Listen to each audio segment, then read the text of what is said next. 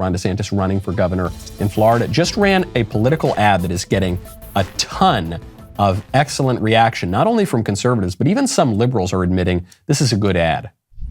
Ladies and gentlemen, Governor Ron DeSantis. Today we deliver for the people of Florida yet again. You saved our jobs. And kept us going.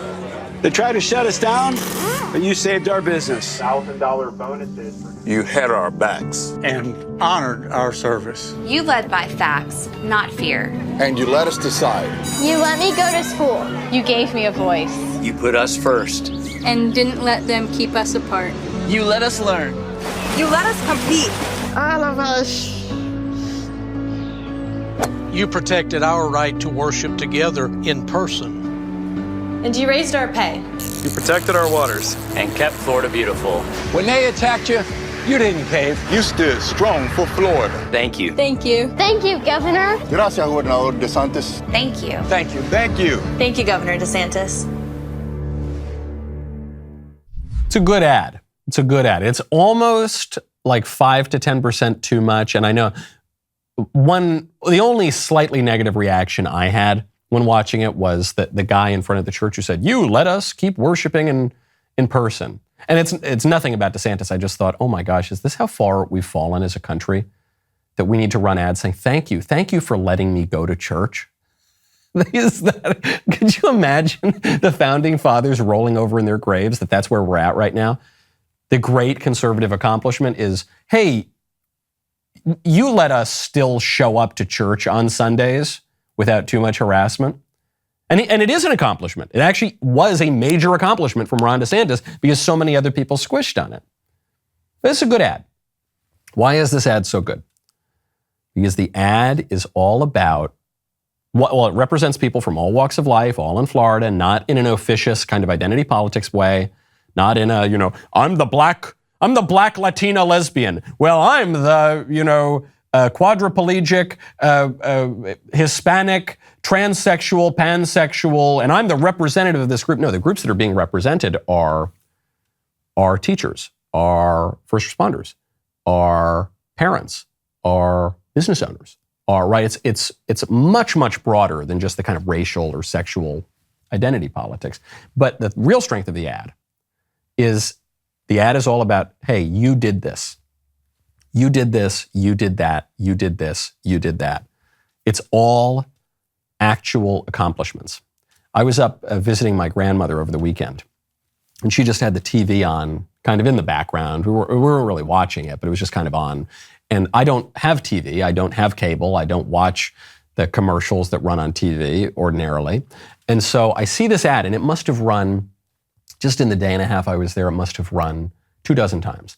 And it was an ad about, the Democrats have passed the Inflation Reduction Act, which will lower costs, which will reduce the energy prices, which will save you money, which will restore our economy, which will. Obviously, it won't do any of that. The Democrats, outside of political ads that are geared toward specific voting demographics, they don't even really call it the inflation law anymore. They call it the climate law, because the Inflation Reduction Act, study after study showed, isn't actually going to lower inflation. It actually probably will increase inflation. What'll it do? Well, it'll protect the environment now, or it'll do all these other nonsense things. So the Democrats, all they have to run on is, hey, things will get better. They'll get better. Don't worry. Trust us. I know things got worse when we were ruling, but they're going to get better. And Ron DeSantis can point to actual accomplishments and say, things did get better. I'm not telling you they're going to get better in some indefinite future. They did get better. I did things. That's a much more effective strategy moving into midterm elections. The Democrats are really struggling. The best candidate that the Democrats are running this cycle, the number one best candidate, he's running for Senate in Pennsylvania, and he's doing a pretty good job against Dr. Oz. The guy's name is John Fetterman, and he's running as a blue-collar, working-class Democrat, and it's a total bogus identity. The man's never worked an honest job in his life, and he got paid $50,000 a year in an allowance from his parents to subsidize his lifestyle. He isn't actually, the guy that he presents himself to be. But even beyond that, John Fetterman's in terrible health. He had a stroke on the campaign trail. He's never answered questions about his health. He refuses to debate Dr. Oz. He can barely get out a few minutes of speaking while he hits the various campaign stops. I'm honored to be standing in the shadow of your amazing building. Do you think of the 10 homes Dr. Oz has a union hall across their home? If you say you think the word of steelworker, what words come to your mind if you say steelworkers? Of all the words that bring to your mind when you hear the word steelworkers, does the word crudité come to your mind? That's not a word that's going to come to my mind. Crudité. But is wrong with demanding for an easy, safe kind of their income. So this is very, very sad. I'm certainly not going to make fun of the man for talking like a stroke victim, because he is a stroke victim. And he doesn't want to acknowledge that on the campaign trail, because right now he's the Democrat nominee. This is his shot to make it to the U.S. Senate. And so he obviously should be in some kind of rehabilitation facility working on getting his body back in motion and getting his speech back. But he can't do that because he's on the campaign trail. This is it. This is the election. And so they're going to prop him up for a couple of minutes at a time. And they're going to try to minimize the political damage of the fact that the man cannot speak.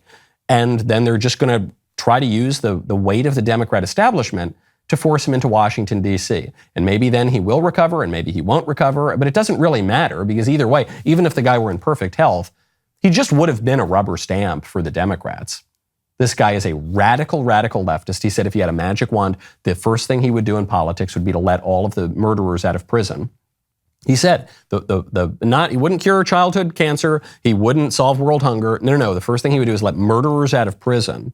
And so he was always going to be a rubber stamp for the establishment, an avatar for the establishment. And all he can talk about now is this kind of silly stuff about his identity. I live across the street from a union hall. We're going to support the unions. I'm pro-worker. What have you done? What have you done? What is your record?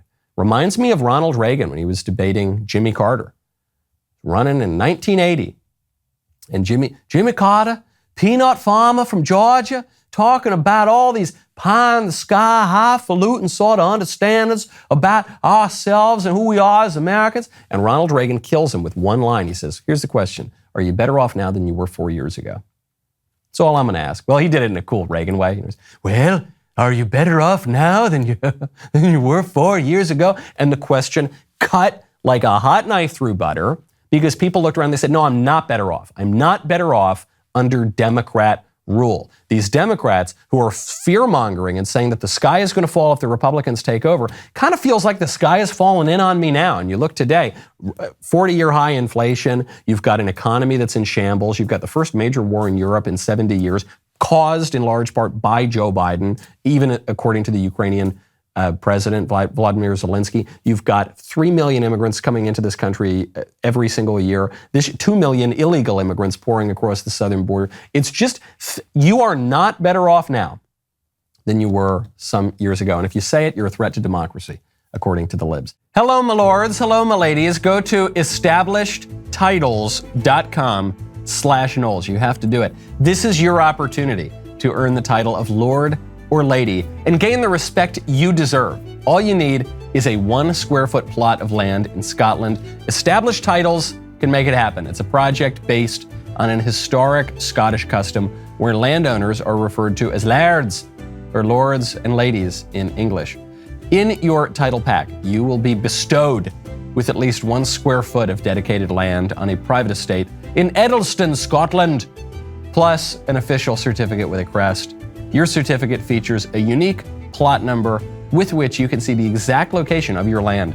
Title packs from Established Titles are a fun and unique gift for any occasion. There are even couple packs, because you don't want to be a lord and then your wife isn't a lady or vice versa. So you can get that for the special someone in your life. With your certificate, you can officially add the prefix of lord or lady to your credit cards, your plane tickets, even your dating profiles. Plus, Established Titles commits to preserving the woodlands, not only in Scotland, but around the world. They have partnerships with global charities such as One Tree Planted and Trees for the Future to help with our afforestation efforts. And for every order they receive, a tree is planted. Do it right now. Established Titles told me that the first 200 people purchasing a title pack using my exclusive link will receive a plot within a few walking minutes of mine. That's right. So we can be lords and ladies together. Depending on how many of you want to become a lord or lady, we can build our own kingdom. Established Titles is running a massive sale right now. Plus, if you use my code Knowles, you get an additional 10% off. Go to establishedtitles.com/Knowles to get your gift now and help support the channel. I'm so glad that you liked that clip. Now, if you want to get more clips, more notifications, you got to ring the bell, subscribe, take us from 1 million subscribers to 1 billion. That's right, we can do it. We need your help. Ring that bell. We'll see you next time.